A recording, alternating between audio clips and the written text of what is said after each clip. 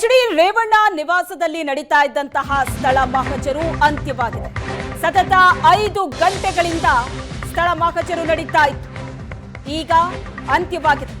ಸಂತ್ರಸ್ತೆಯನ್ನ ಕರೆತಂದು ಮಹಜರು ಪ್ರಕ್ರಿಯೆಯನ್ನ ಎಸ್ಐಟಿ ಅಧಿಕಾರಿಗಳು ಪೂರ್ಣಗೊಳಿಸಿದ್ದಾರೆ. ಸತತ 5 ತಾಸಿನಿಂದ ನಡೀತಾ ಇದ್ದಂತಹ ಸ್ಥಳ ಮಹಜರು ಪ್ರಕ್ರಿಯೆ ಈಗ ಅಂತ್ಯವಾಗಿದೆ. ಸಂತ್ರಸ್ತೆಯನ್ನ ಕರ್ಕೊಂಡು ಬಂದು ಮಹಜರು ಪ್ರಕ್ರಿಯೆಯನ್ನ ಎಸ್ಐಟಿ ಅಧಿಕಾರಿಗಳು ನಡೆಸ್ತಾ ಇದ್ರು. ಈಗ ಮಹಜರು ಪ್ರಕ್ರಿಯೆ ಪೂರ್ಣಗೊಂಡಿದೆ.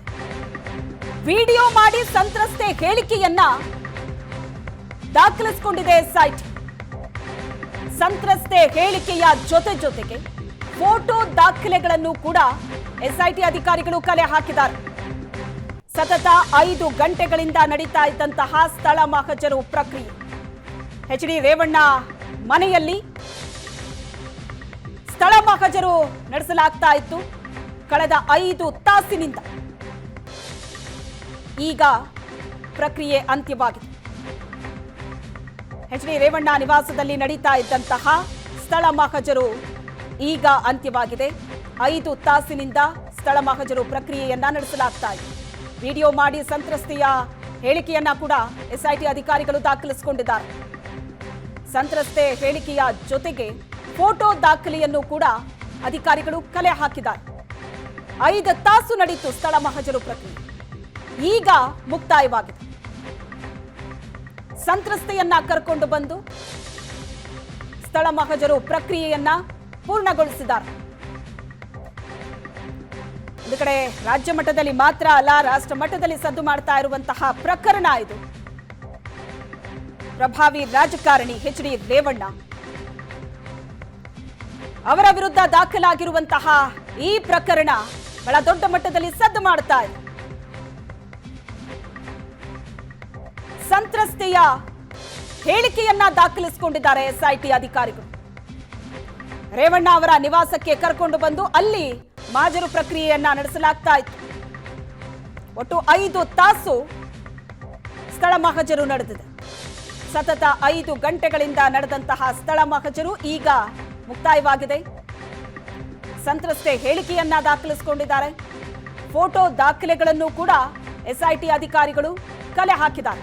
ಈ ಪ್ರಕರಣದ ತನಿಖೆ ಬಹಳ ತೀವ್ರವಾಗಿ ನಡೀತಾ ಇದೆ. ಒಂದು ಕಡೆ ಎಚ್ಡಿ ರೇವಣ್ಣ ವಿಚಾರಣೆ ಕೂಡ ನಡೀತಾ ಇದೆ. ಆದರೆ ಅಧಿಕಾರಿಗಳ ಯಾವ ಪ್ರಶ್ನೆಗೂ ಕೂಡ ಎಚ್ಡಿ ರೇವಣ್ಣ ಸಮರ್ಪಕವಾಗಿ ಉತ್ತರವನ್ನ ಕೊಡ್ತಾ ಇಲ್ಲ.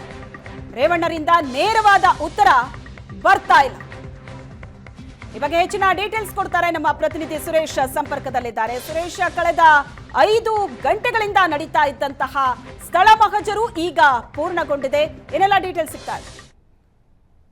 ಶ್ವೇತಾ, ಹೊಳೆನರಸೀಪುರದಲ್ಲಿ ಅದರಲ್ಲೂ ರೇವಣ್ಣ ಅವರ ನಿವಾಸದಲ್ಲಿ ನಡೆದಿದೆ ಎನ್ನಲಾದಂತಹ ಲೈಂಗಿಕ ದೌರ್ಜನ್ಯದ ವಿಚಾರ ಏನಿದೆ, ಆ ಒಂದು ವಿಚಾರಕ್ಕೆ ಸಂಬಂಧಪಟ್ಟ ಹಾಗೆ ಸಂತ್ರಸ್ತೆ ಏನು ದೂರನ್ನ ದಾಖಲು ಮಾಡಿದ್ರು ಹೊಳೆನರಸೀಪುರದಲ್ಲಿ, ಅದಕ್ಕೆ ಪೂರಕವಾಗಿ ಎಸ್ಐಟಿಯ ತಂಡ ಹೊಳೆನರಸೀಪುರದ ರೇವಣ್ಣ ಅವರ ಮನೆ ಮತ್ತು ಬೆಂಗಳೂರಿನ ರೇವಣ್ಣ ಅವರ ನಿವಾಸ ಎರಡೂ ಕಡೆ ಪರಿಶೀಲನೆಯನ್ನ ಮಾಡಿರುವಂತದ್ದು.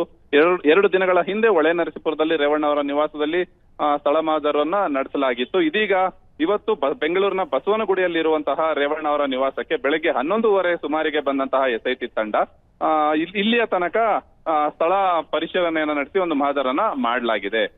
ಸುಮಾರು 4 ಗಂಟೆಗಳಿಗೂ ಹೆಚ್ಚು ಕಾಲ ನಡೆದಂತಹ ಈ ಒಂದು ಸ್ಥಳ ಮಹಜರು ಪ್ರಕ್ರಿಯೆಯಲ್ಲಿ ಆ ಮಹಿಳೆ ದೂರಿನಲ್ಲಿ ಏನೆಲ್ಲ ಅಂಶಗಳನ್ನ ಉಲ್ಲೇಖಿಸಿದ್ದಾಳೆ ಅಂದ್ರೆ, ಎಲ್ಲಿ ನನ್ನ ಮೇಲೆ ಈ ರೀತಿಯಾದಂತಹ ದೌರ್ಜನ್ಯ ನಡೆದಿದೆ ಅಂದ್ರೆ, ನಾನು ಅಡಿಗೆ ಮಾಡ್ತಾ ಇದ್ದಂತ ಸಂದರ್ಭದಲ್ಲಿ ಮೈಕೈ ಮುಟ್ತಾ ಇದ್ರು ಅನ್ನುವಂಥದ್ದು ಮತ್ತು ಕೆಲವೊಂದು ಸ್ಥಳಗಳನ್ನ ಆಕೆ ನಿರ್ದಿಷ್ಟವಾಗಿ ಏನು ಉಲ್ಲೇಖಿಸಿದ್ದಾಳೆ, ಅದೆಲ್ಲದರ ಬಗ್ಗೆ ಸಾಕ್ಷಿಗಳನ್ನ ಕಲೆ ಹಾಕಿರುವಂತದ್ದು. ಖುದ್ದು ಆ ಒಂದು ಸಂತ್ರಸ್ತೆಯನ್ನ ಕರೆತಂದು ಈ ಹೇಳಿಕೆಯನ್ನ ಕೂಡ ಇಲ್ಲಿ ದಾಖಲು ಮಾಡಿಕೊಳ್ಳಲಾಗಿದೆ. ಅದರ ಜೊತೆಯಲ್ಲಿ ವಿಡಿಯೋ ಹೇಳಿಕೆಯನ್ನ ಕೂಡ ದಾಖಲು ಮಾಡಿಕೊಳ್ಳಲಾಗಿದೆ.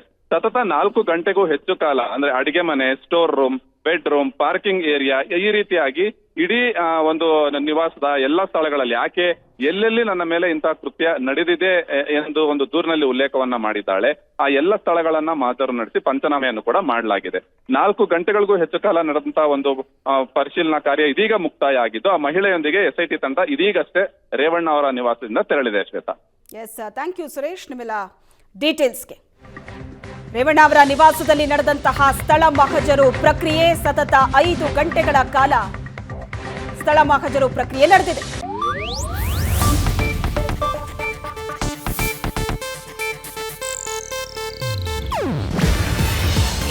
ಏಷ್ಯಾನೆಟ್ ನ್ಯೂಸ್ ನೆಟ್ವರ್ಕ್ ಪ್ರಸ್ತುತಿ. ನೀವು ನೋಡ್ತಿದ್ದೀರಾ ಏಷ್ಯಾನೆಟ್ ಸುವರ್ಣ ನ್ಯೂಸ್.